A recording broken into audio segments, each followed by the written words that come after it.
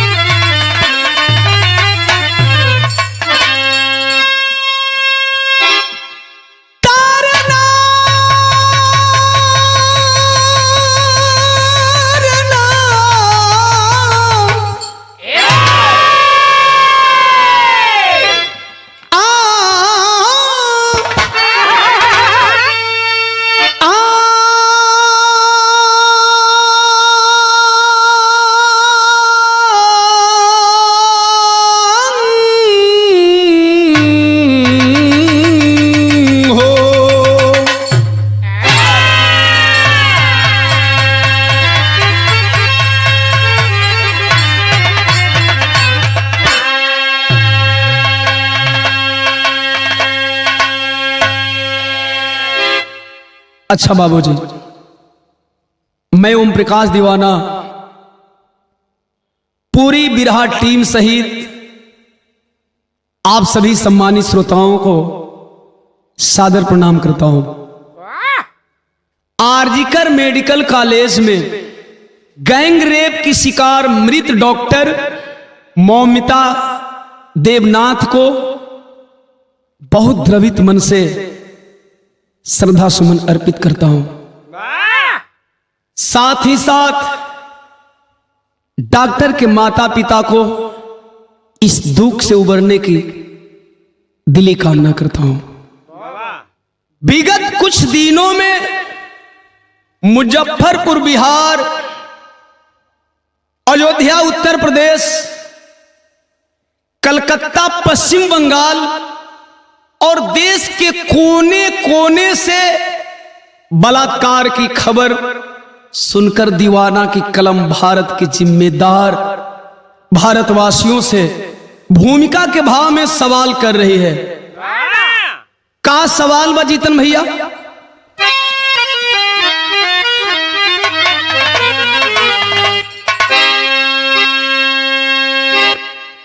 Rape gang rape का खेल खत्म होगा कब,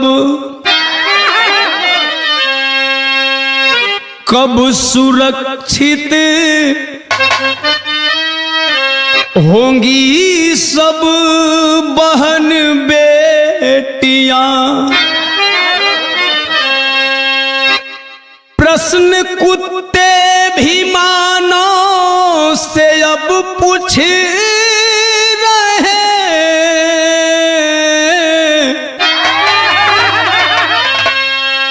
बन के कुत्ता तू क्यों नोच रहा बोटियां। कब बलात्कारियों का होगा खात्मा, बन दुशासन जो द्रौपदी के चिर को हरे। वह भयानक सजा कब मिलेगी दीवाना।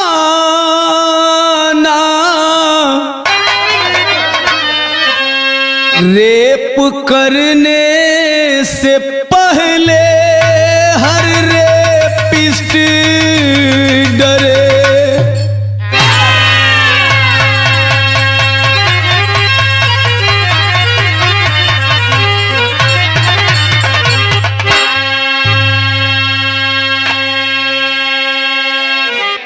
जैसन की रउआ लोग जानीला, हर बिरहा में नई कव्वाली गावे का हमारा आदत बा। ये बिरहा में भी बिल्कुल बिरहा बदे नई नई कौवाली, आप लोगन बदे नई नई कौवाली। जख्मी दिल का किसी बेवफा मासूका से कहना है। का कहना बा धर्मेंद्र भाई?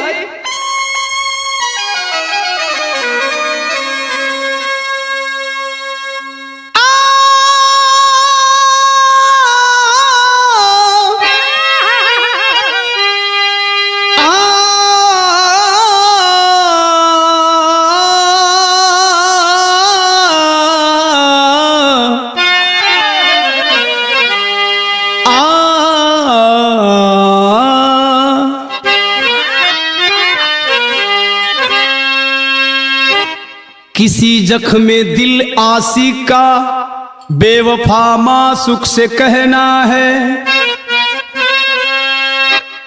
ए रस में हिजर निभाना। हिजर माने जुदाई, आशिक कहता है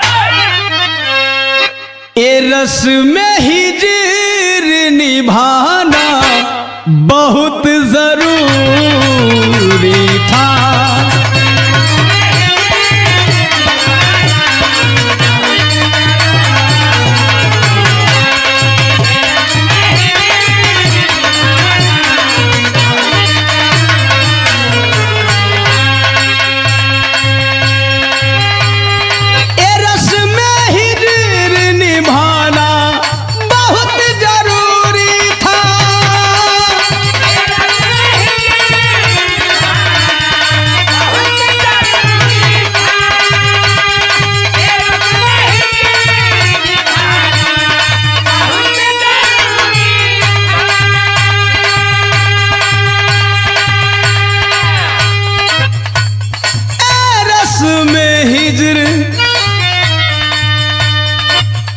निभाना बहुत जरूरी था,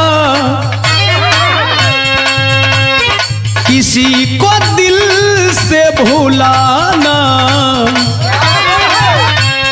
किसी को दिल से भुलाना बहुत जरूरी था।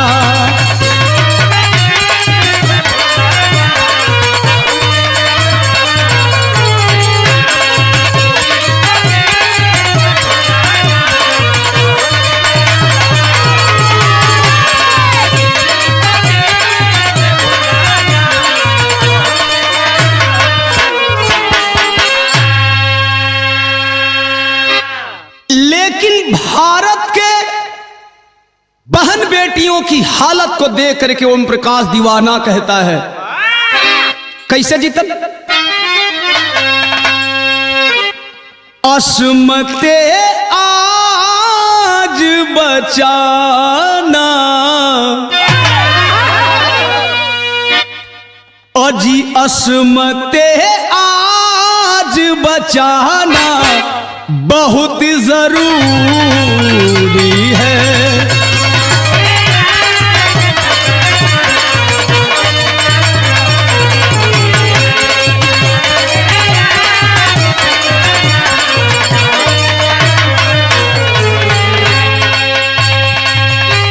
अस्मते आज बचाना बहुत जरूरी है।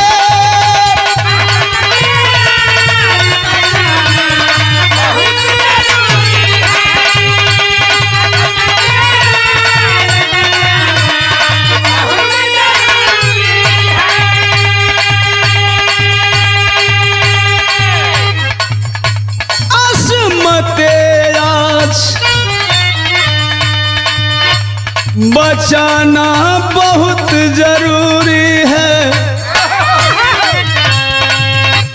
कुकर्मियों को जलाना, कुकर्मियों को जलाना बहुत जरूरी है।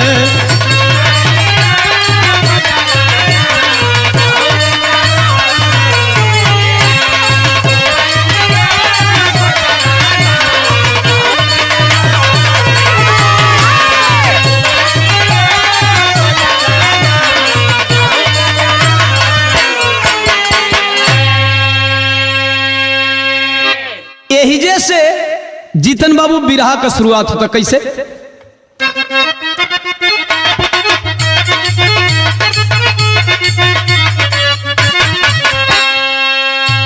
भारत की वर्तमान स्थिति क्या है?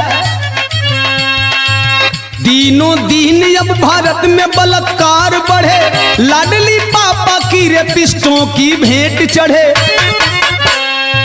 थाना कचहरी इनके हाथों का खिलौना है, शासन प्रशासन इनके आगे बना बना है।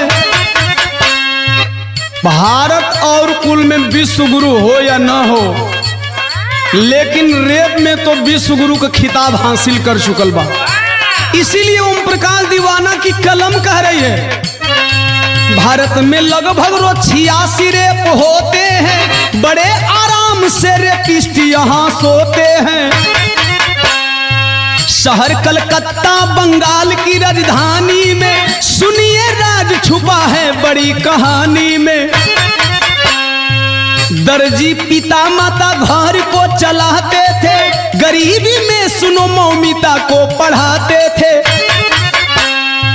मैट्रिक 90 इंटर 89 से पास हुई, मैट्रिक 90 इंटर 89 से पास हुई। घर के माली हालत से बहुत उदास हुई। आई सबे बिरहा का कहानी समझ ली। देश की वर्तमान समय में बहुत चर्चित घटना, जौना घटना का चर्चा हम करे जाता नहीं।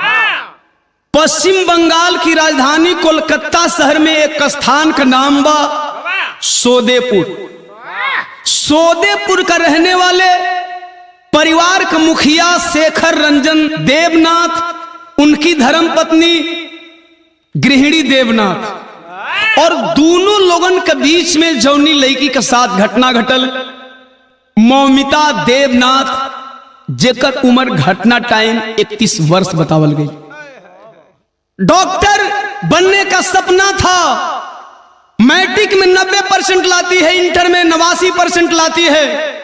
माई बाबू बड़ा खुश बड़न, डॉक्टरी का सपना पल्ले बा। भारत का महंगी शिक्षा के मुताबिक परिवार का जवन आर्थिक स्थिति हो वो के देख के चिंतित हो।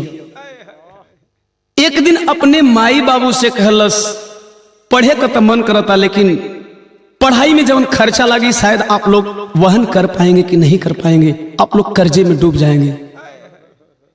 चाहे माई बाबू गरीब होकर चाहे माई बाबू अमीर होकर, जब औलाद पढ़े का इच्छा जतावेला तो अपने को बेच करके भी माँ बाप बेटे और बेटी को पढ़ाने की हिम्मत रखते हैं। आज माई बाबू अपनी प्यारी बिटिया मौमिता देवनाथ से एगो बात कहे। का कहे? तरद लगा था जीतन।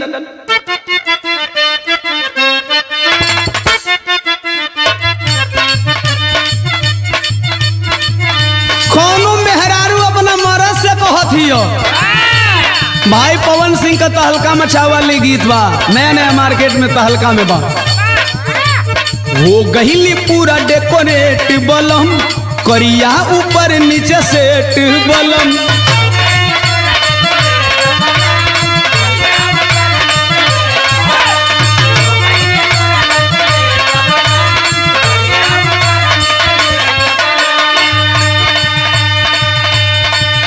साम मेहरारू एक बात और कहे, बेरी बेरी सर के चरवाई न पीन लगा दी अड़ जाई। समर्दा कहा था, अरे सड़िया पे डालब नजरिया तो सड़िया फिर से पहिरे के पड़ जाई।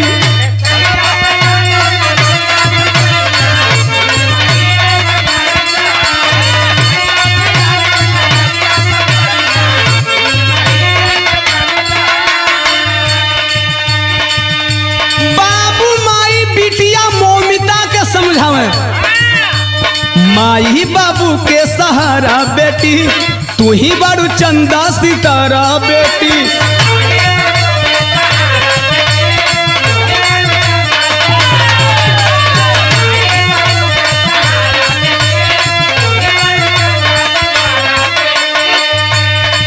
का चिंता कैले बालू कर्जा का हमार बात सुना। कहत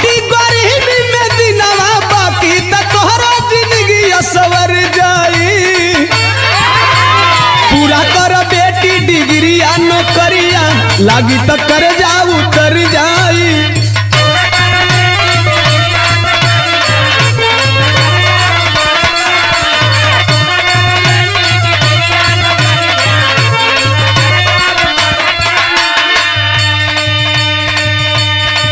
माई बाबू का बात सुन के हिम्मत आ गई दिल में। 90-89% पाए वाली बिटिया का करत का है। अरे नीट IIT में पास भइली, माई बाबू के ऊंचा नाम कैली।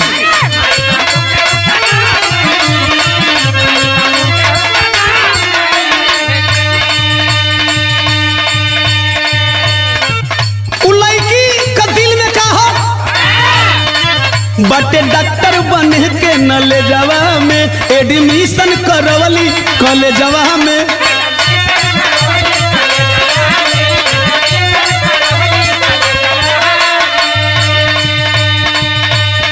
तो प्रवेश परीक्षाओं में पास करती है, नीट और IIT। दिमाग में डॉक्टर बने का सपना हो, ऐसे मेडिकल कॉलेज में एडमिशन लेती है।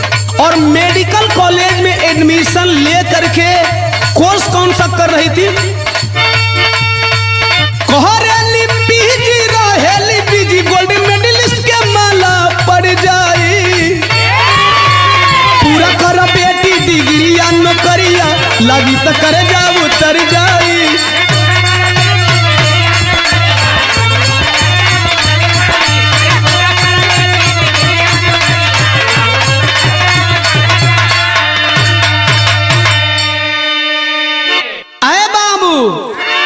मौमिता देवनाथ का मन में सपना है, पीजी कर रही थी, पोस्ट ग्रेजुएशन का कोर्स कर रही थी, डॉक्टर के लिए ट्रेनिंग नहीं कर रही थी।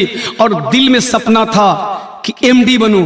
MD अर्थात डॉक्टर ऑफ मेडिसिन बनने का सपना था।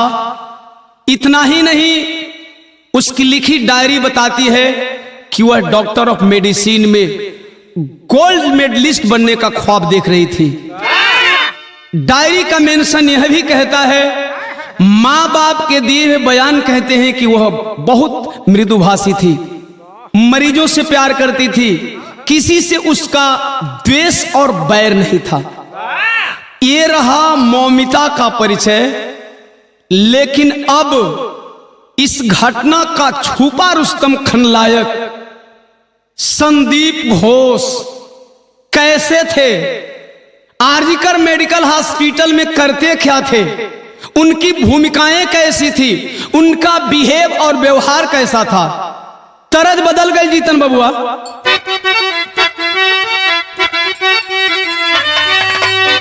कौनो परदेसी मरद से दुल्हन कहे, अरे डूबी मरबोए राजा, कि डूबी मरबोए राजा, जही बजो पूर्व कह देशवा।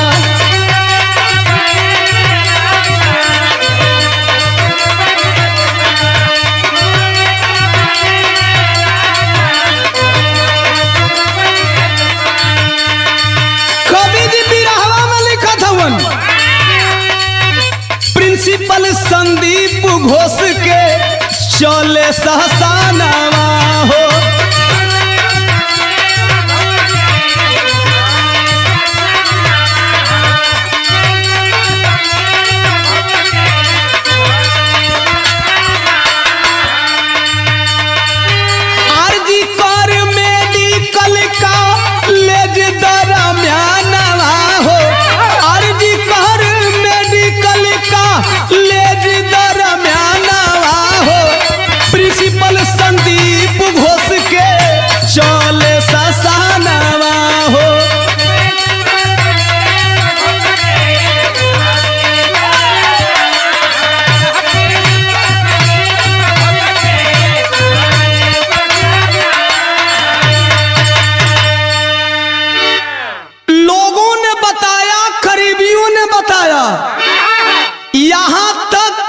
आरजीकर मेडिकल कॉलेज के डिप्टी सुपरिटेंडेंट अख्तर अली का एक रिपोर्ट बताता है जो उनके खिलाफ रिपोर्ट लिखा गया था। का उनका देख रेख में कलेजवा में होत रहल सेक्स रैकेट मानो यंग के होले तो सहकारिया हो गर्ल जूनियर डॉक्टर के लूटे व्यभिचारिया हो।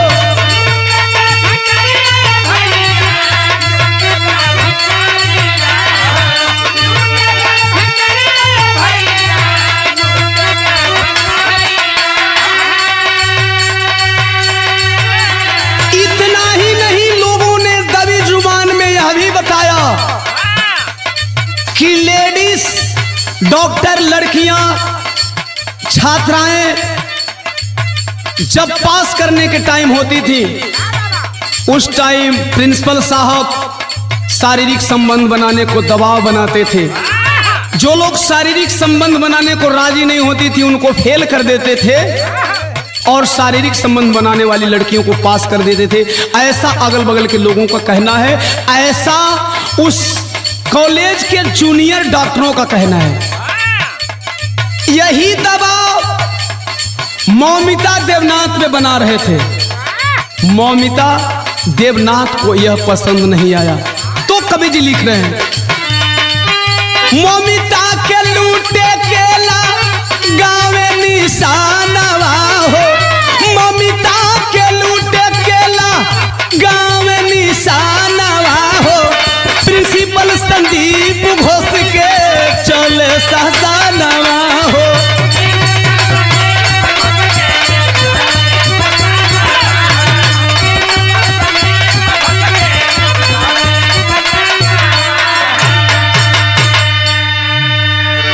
मौमिता का इनकार करना और मौमिता का प्रिंसिपल घोष की सच्चाइयों को लोगों के बीच में लाने का प्रयास था, वो जानना मौमिता के जीवन का काल बन गया।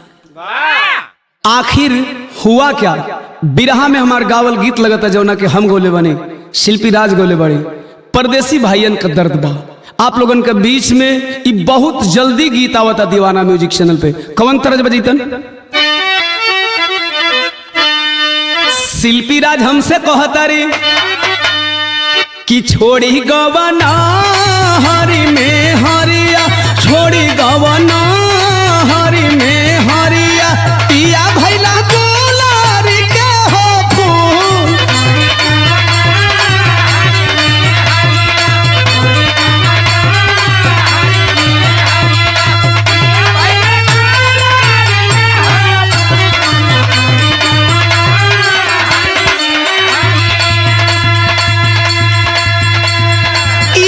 मस्ती बदल, लेकिन मनवा में मौमिता का सपना हो राज पर से पर्दा हटा दे।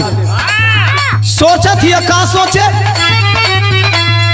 बनी के सच्चाई के पूजरिया, बनी के सच्चाई के पूजरिया, पर्दा उठावल चाहे देवनाथ।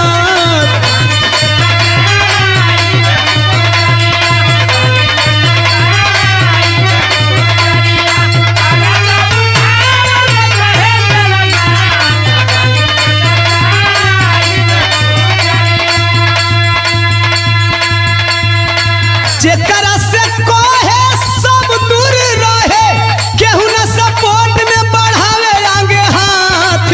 योजना बनावेले सी करिया, योजना बनावेले सी करिया, पर्दा उठावल चाहे देवनाथ।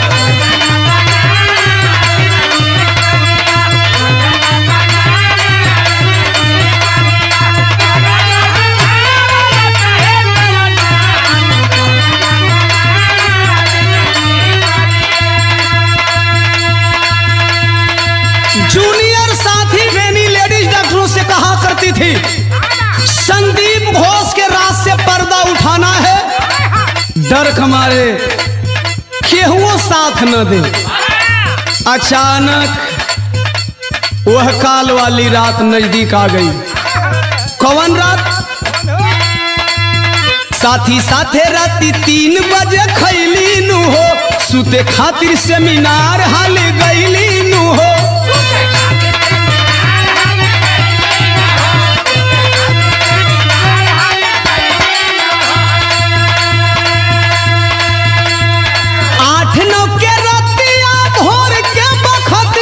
झुंड में बना के मुंड होई गइल साथ, अबला के नोचे बदेसी करिया, अबला के नोचे बदेसी करिया, पर्दा उठावल चाहे देवना।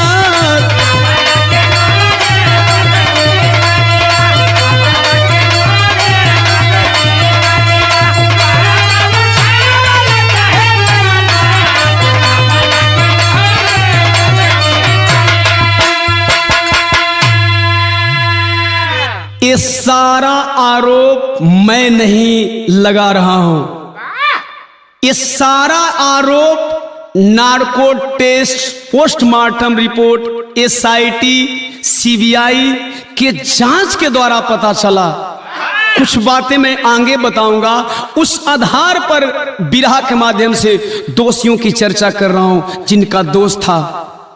आखिरकार 8-9 अगस्त के रात सेमिनार हॉल में इस जांच के मुताबिक देखा जाए तो उस लड़की के साथ क्या हो रहा था।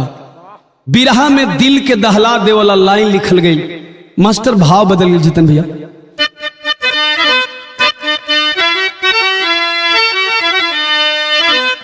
आठ 9 अगस्त का रतिया सेमिनार हॉल में बहन मौमिता के साथ होत कहा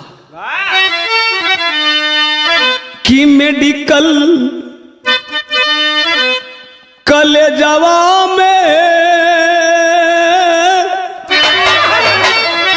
कि मेडिकल कलेजवा में, अरे डॉक्टर के लूटे डॉक्टर हैवान, मेडिकल कलेजवा में।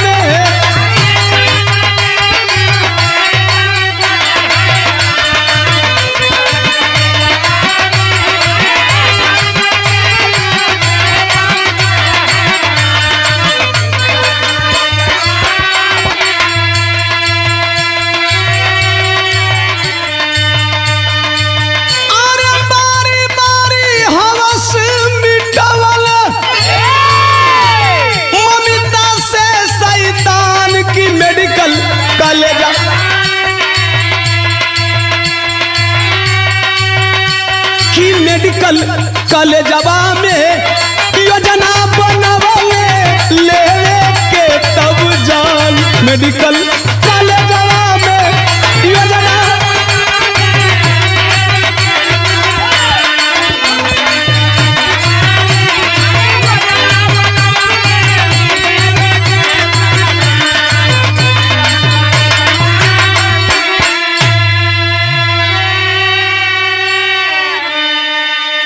भारत में डॉक्टरों को भगवान कहा जाता है।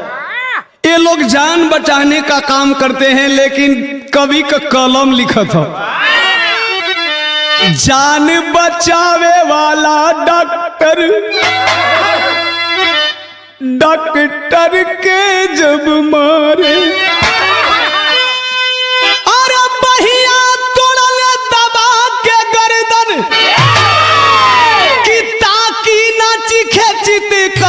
की मेडिकल कलेजवा, की मेडिकल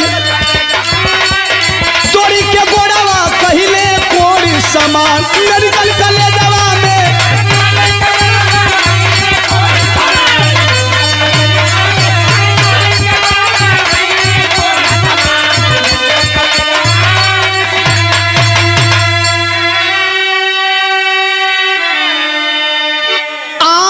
खून रिस रहा था, होठ से खून रिस रहा था, बदन में जगह जगह से खून रिस रहा था। एक शब्द मैं नहीं बोल पाऊंगा, मीडिया वाले बताए, आप लोगों ने सुना होगा। यहां तक कि बांह को तोड़ दिए थे, गर्दन दबा दिए थे, चश्मा को चकना चूर कर दिए थे, एक पैर तोड़ करके 90 डिग्री का कोण बना दिए थे। समझ सकते हैं घटना में बताया जा रहा है कि कोई एक था, कोई एक था, कोई एक था, लेकिन ये सारा रिपोर्ट तो बताता है और इस रिपोर्ट के मुताबिक, इस घटना के शिनाख्त के मुताबिक लगता है कि कोई एक नहीं था बल्कि बहुत लोग थे। कुछ बातें जैसे जैसे भी रहा क्लियर करूंगा, बताते चलूंगा। आखिरकार सच का नतीजा क्या निकला? आज ईमानदार लोगों का हश्र कैसा हो रहा है? बिरहा में टेरी में भाव बा जीतन बाबू।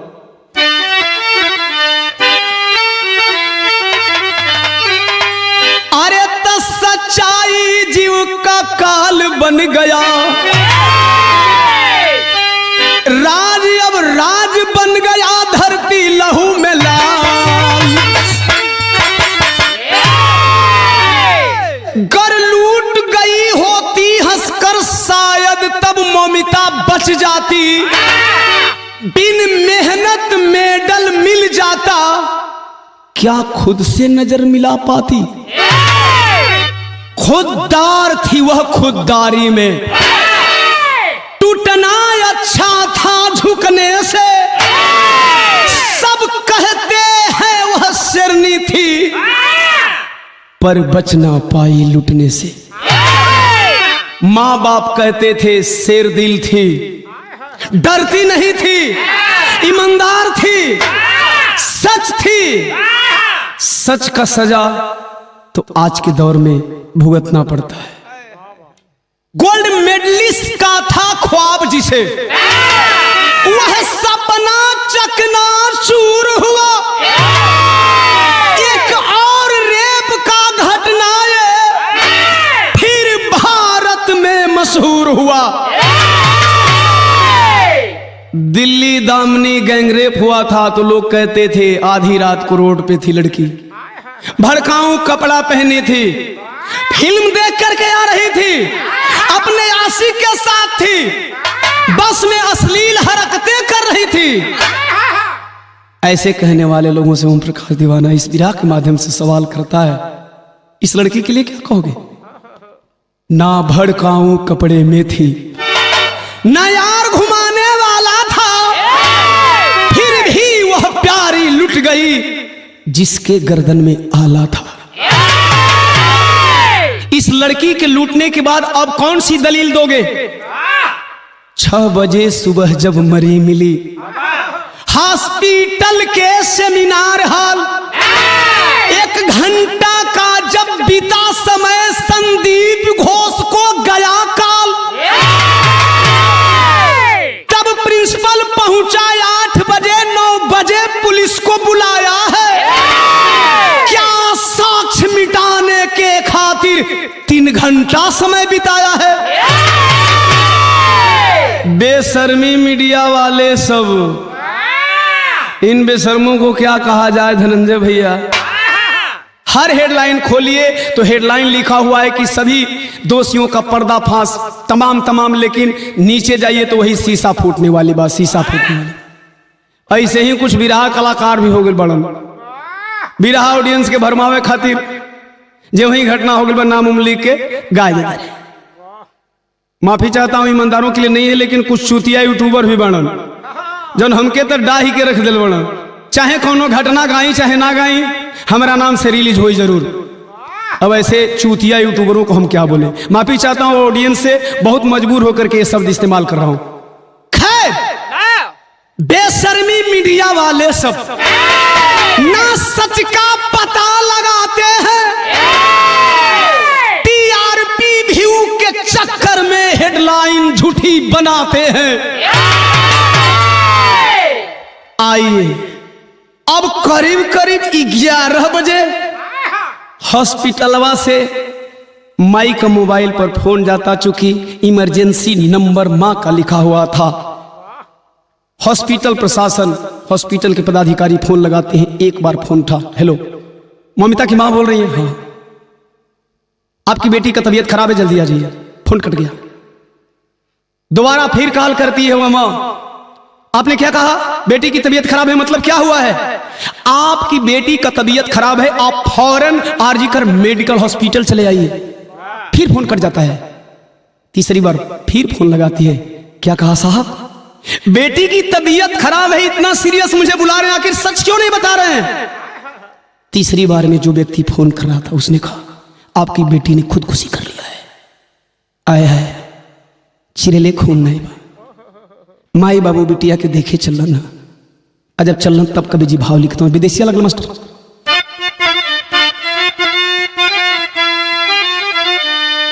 ए बाबू फोनवा पे पाई के सोसाइटी के खबरिया हो के बदहवास रोवे कि बापावा मातारी।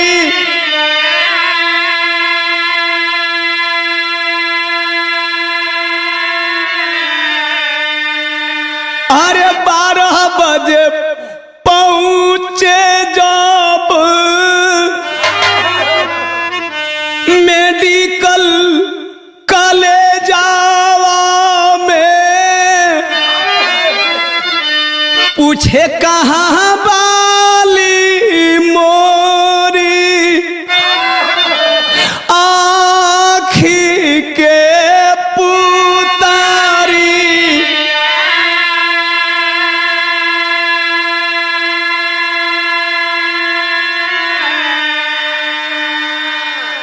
माई बाबू पागल की तरह पूछत हो, हमार बचिया कहाँ बा?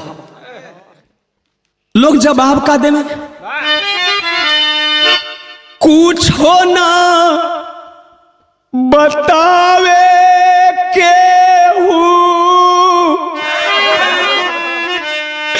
लाश ना देखावे के। अरे प्रिंसिपल सुनावे खाली, ए बाबू झूठी खबरी।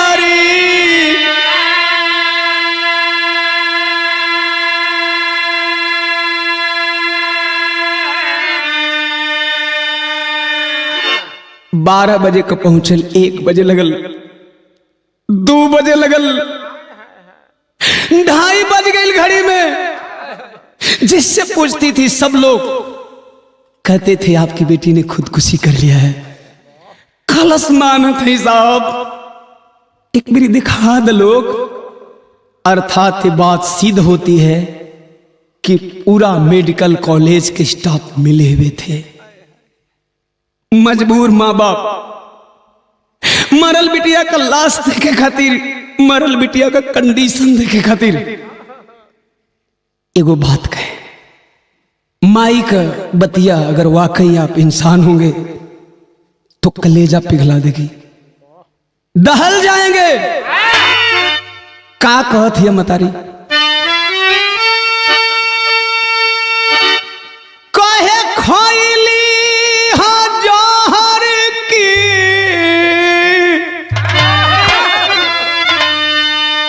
ए डॉक्टर साहब क्लियर करो ना, खुदकुशी अगर हमारे बचिया के लिए तो कैसे खुदकुशी के लिए? खोइली हा जहर किला गवली हा फसिया हो, खोइली हा जहर किला गवली हा फसिया हो। केहू देखा दे हमारा, केहू देखा दे हमारा बचिया के लसिया हो।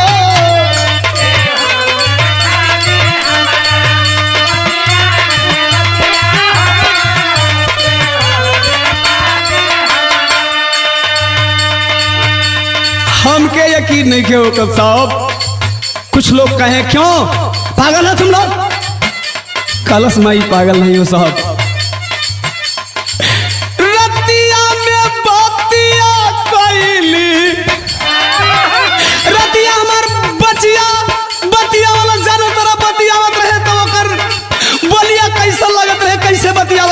दुख ना रहत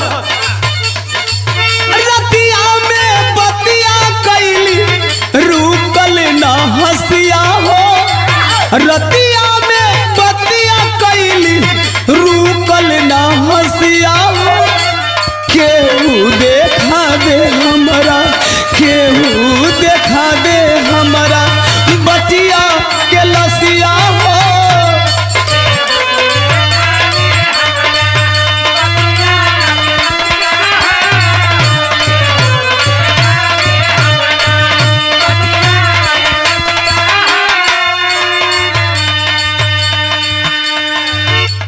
अब लग गया कि माँ बाप नहीं मानेंगे तो आखिर मजबूर प्रिंसिपल करता है क्या?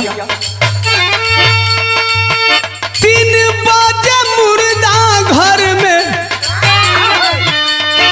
गईली मतरिया, हटल जब चादर रहे नंगा शरीरिया। बाबू माई के नहीं रुकेला असिया हो, बाबू माई के नहीं रुकेला असिया हो। केहू देखा दे हमरा, केहू देखा दे हमरा बचिया के लसिया हो।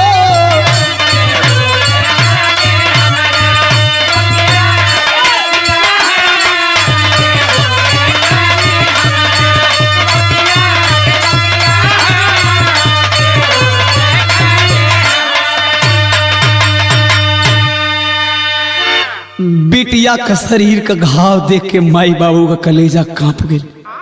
हॉस्पिटल में चल क्या रहा था? अब क्या था, सुबह जब घटना न्यूज में आई, आनन फानन में मेन दोषियों को बचाने के लिए कुछ योजना बनाई गई। तरह लगा था मास्टर?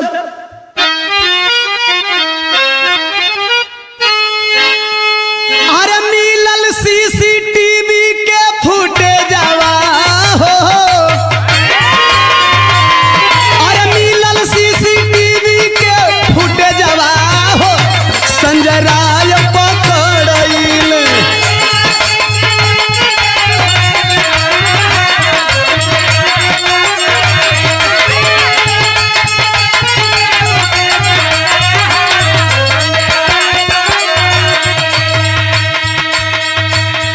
अरे ब्लूटूथ डिवाइस से जुड़ल बा मोबाइल।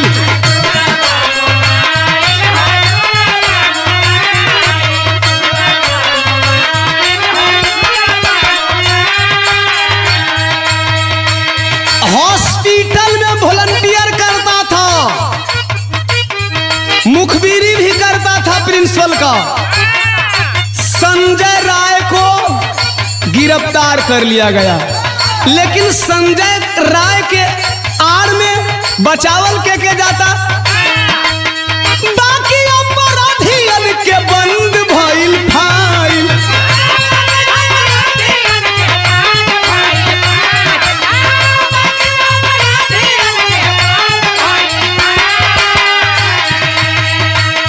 अरे फेल भइल पुलिस के भेजवा हो,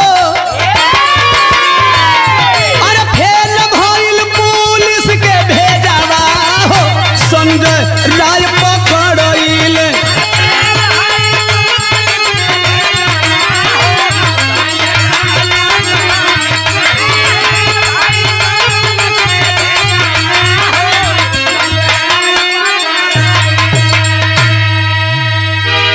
आए बाबू, मीडिया रिपोर्ट के मुताबिक उपियकवा सरबिया संजय राय को घटना स्थल पर ब्लूटूथ मिल गई। बस क्या था, दोषी वह बन गया और बाकी लोगों का राज ही रह गया। संझिया का धरना पर बैठ गए डॉक्टर सब। आर्जिकल मेडिकल कॉलेज के जूनियर डॉक्टर 14 अगस्त को जब धरना पे बैठते हैं तो ए भैया राजनैतिक दल का हालत बतावे जाते, सुनला के बाद अखिया खुल जाई, चाहे तू कौनो पार्टी को होइबो। बिरहा का आखिरी गीत लगल जीतन भैया।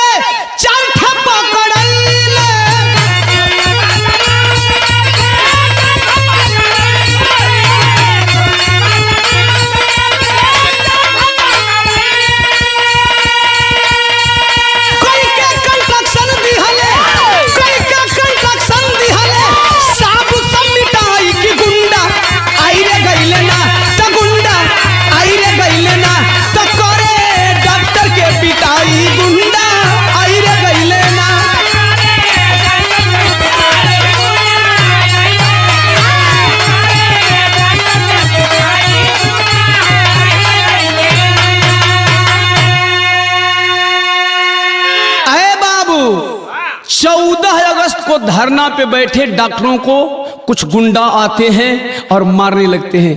मार करके भगा दिए। उन गुंडों में से 4 बदमाश गिरफ्तार होते हैं, लेकिन अभी तक मीडिया वाले, यहां तक कि पश्चिम बंगाल की सरकार उन 4 बदमाशों का नाम नहीं बता पाई।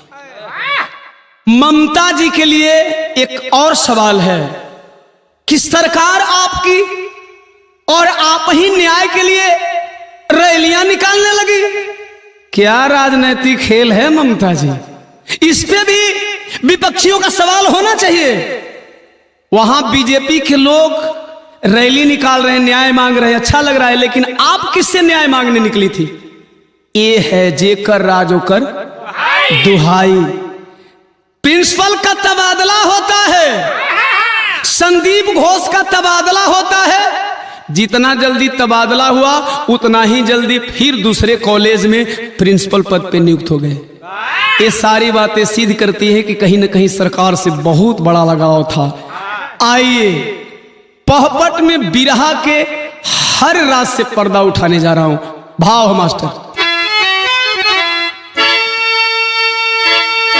अरे तकिए है डॉक्टर, देश व्यापी हड़ताल, दाल में काला बा कि बड़की मछरी आवे नाही जाल, दाल में काला बा।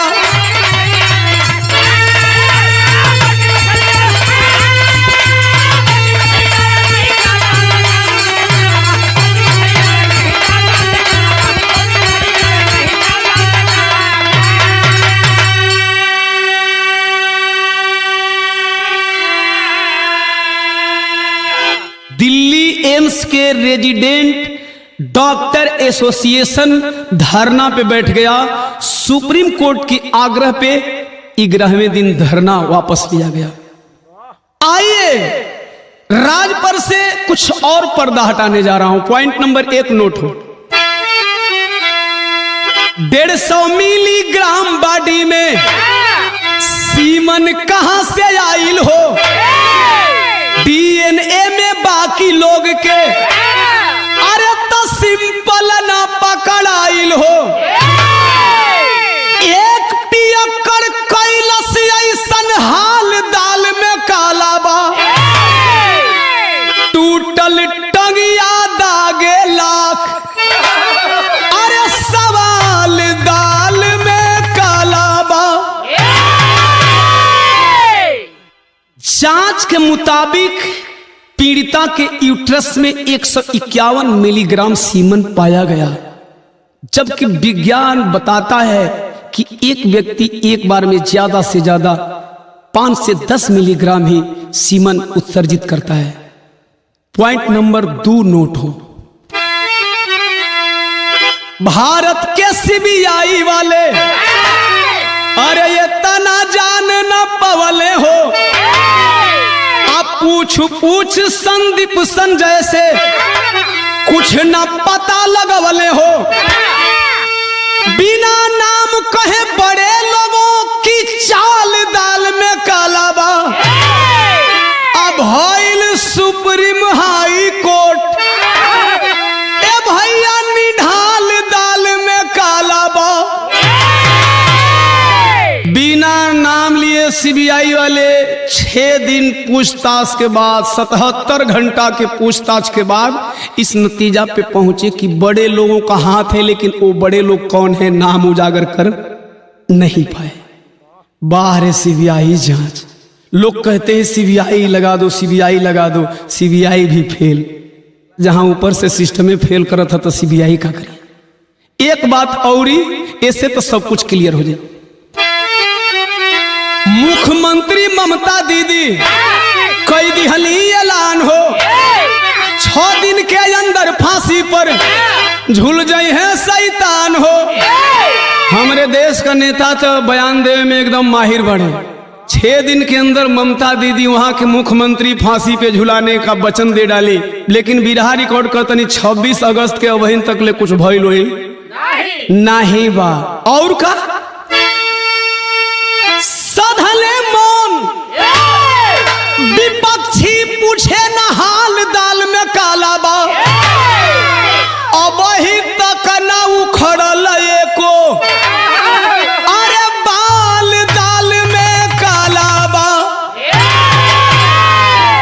हम किसी सरकार के खिलाफ नहीं है, किसी सरकार के पक्ष में भी नहीं है। कभी कभी बीजेपी शासित प्रदेशों में जब रेप की घटनाएं होती हैं तो विपक्ष के तमाम नेता जाकर के वहां धरना प्रदर्शन करने लगते हैं। पश्चिम बंगाल में क्यों नहीं जा रहे हैं विपक्ष वाले? आपको वहां भी जाना चाहिए। वहां भी कोई बेटी लूटी हुई है, वहां भी जाकर के उस बेटी के लिए न्याय मांगना चाहिए। क्यों विपक्ष के तमाम नेता दबी जुबान में बात कर रहे हैं? यह बात देश का राजनीति। कुर्सी बरकरार रहे, हमार तोहार बेटी बहन लुटत रहा, हमारा तोहरा घर में मर्डर रेप कांड होते रहे, सरकार चाहे कौनो होके सरकार का कान पर जू रेंगे वाला नहीं खे। आल्हा में और क्लियर करने जा रहा हूं।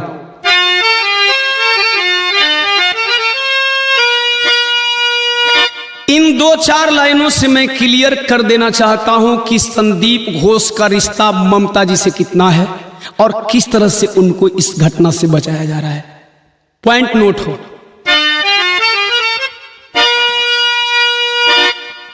अरे जेकर जहां सत्ताऊ हवा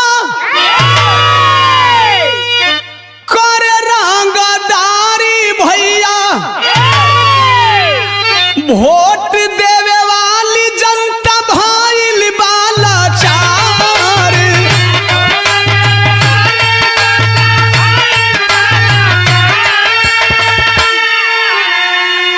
अरे ममिता के डायरी के तो फाटल काहे पन्ना बाबू।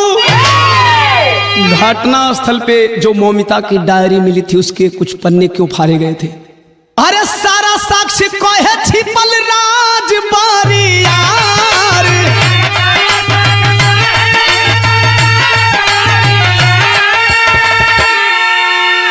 वही अस्पतालवा में अरे भइल पोस्टमार्टम काहे, जवन अस्पतालवा में भइल दूराचार।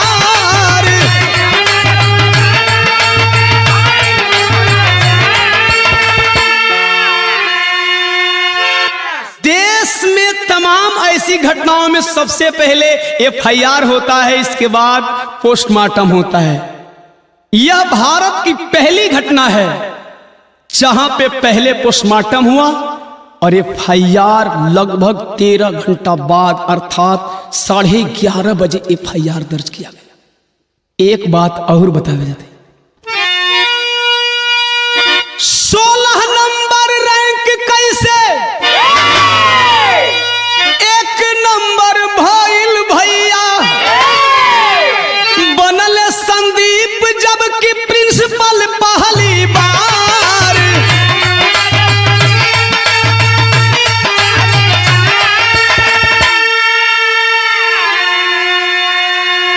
2021 में पहली बार प्रिंसिपल का चुनाव हो रहा था आरजी कर मेडिकल कॉलेज में, तो संदीप घोष का नाम 16वें नंबर पे था। रातों रात सुबह होते होते 1 नंबर पे आ गया। ये बात साबित करती है कि आपका रिश्ता ममता सरकार से बहुत बेहतरीन था और है। 2023 के अरे भूले ना घटा नवा बाबू, भइल तबादला जबकि कइले भ्रष्टाचार।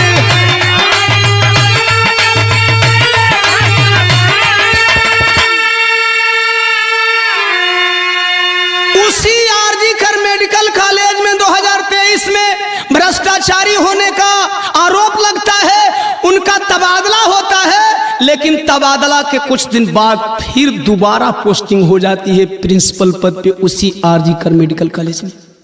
जरूर सरकार से बड़ा रिश्ता साबित करता है।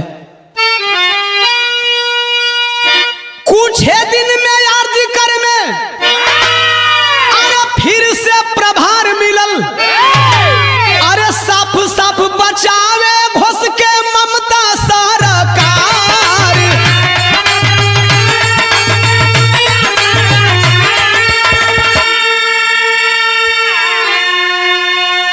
छह लोगों का पॉलीग्राफ टेस्ट किया गया, लाई डिटेक्टर से चेक किया गया। अभी तक बिरहा गाने तक उस टेस्ट का क्लियरेशन नहीं आया है और जहां तक घटना को दबाया जा रहा है, हमें लगता है कि आने वाला भी नहीं है। तो ओम प्रकाश दीवाना कर रहा है, अरे पाली गराब से ना, अरे भाई खुलासा, अरे घटना के राज अब बनल रही राज। बोलो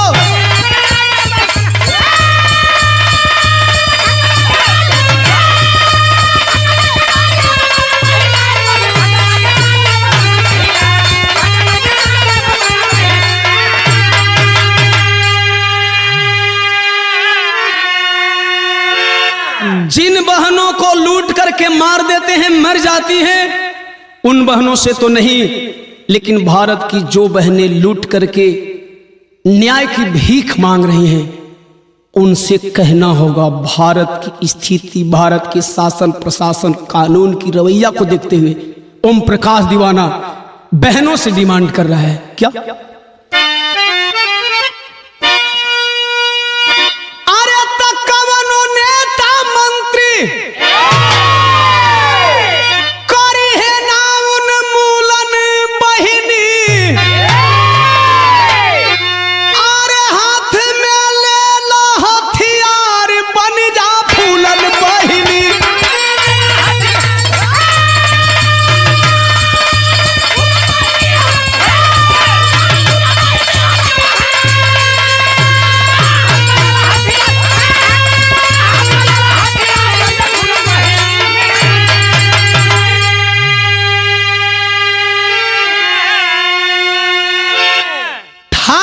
कचहरी रोवे रोबता कानून हो, आ रोवे संविधान रुकत नहीं खेरे पुखून हो। न्याय पर भारी बाया न्याय, अरे ना बा संतुलन बहिनी, काला अंग्रेजवन से मिली कब आजादी। साले गोरे भग गए लेकिन ही करियवा का भगी है। काला अंग्रेजवन से मिली कभी आजादी, आ सोना के चिड़ैया के होता